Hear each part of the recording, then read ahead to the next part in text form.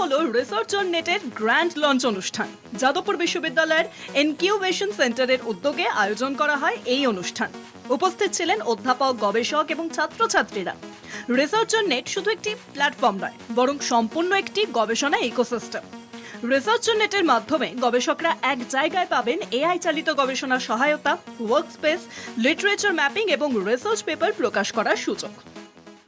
এটা main purpose হচ্ছে যে কি করে আমরা ইন্ডিয়াকে যদি আমরা বিকশিত ভারতের দিকে নিয়ে যেতে চাই 2047, যেটা আমরা এতদিন অব্দি হয়ে আছি হচ্ছে we are more of consumer of technology. সেখান থেকে আমরা কি করে in the next decade, right, if you want to be a provider of technology, right, তার জন্য research will be the major component, right, যেটা আমাদের একটা ডেভেলপিং নেশন থেকে ডেভেলপ নেশনে নিয়ে যাবে।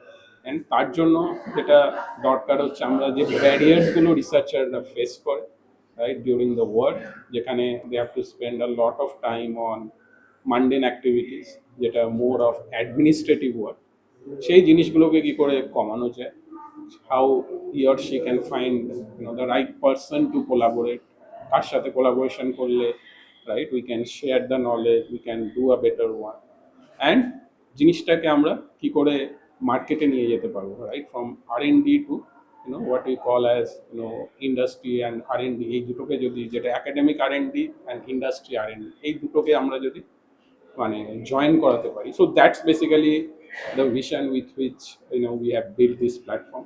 আজকে রিসার্চার নেটের গ্র্যান্ড লঞ্চ ইভেন্ট, এবং এই রিসার্চার নেট হচ্ছে আমাদের যে অ্যাসপায়ারিং রিসার্চার বা আরও যারা রিসার্চার আছে, রিসার্চ করছেন, তাদের দৈনন্দিন জীবনে যে প্রবলেমসগুলো তারা ফেস করে রিসার্চ করতে গিয়ে, সেগুলোকে রিডিউস করার একটা উদ্যোগ নেওয়া হয়েছে।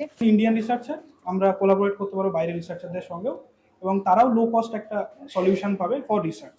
কারণ এখন আপনারা হয়তো দেখবেন প্রত্যেক দেশে রিসার্চ ফান্ডিং কমিয়ে দিয়েছে, তো এটারও তো একটা কস্টিং থাকবে। সেই কস্টিংটা যদি কস্ট এফেক্টিভলি ওরা কিনতে পারে, তাহলে ওদের জন্যও সুবিধা। তো আমরা সেটাই ট্রাই করেছি।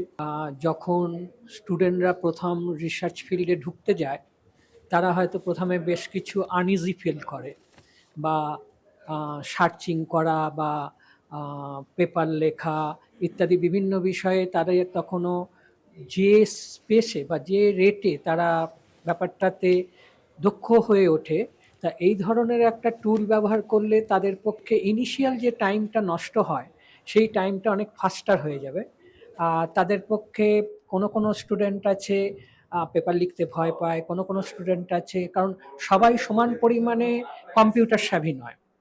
সুতরাং এই জিনিসটা অ্যাটলিস্ট যারা কম্পিউটার স্যাভি নয় তাদের পক্ষে অত্যন্ত হেল্পফুল হবে, এবং বাকিদের পক্ষেও রিসার্চের কাজটা অনেকটা স্পিডি করে তুলবে।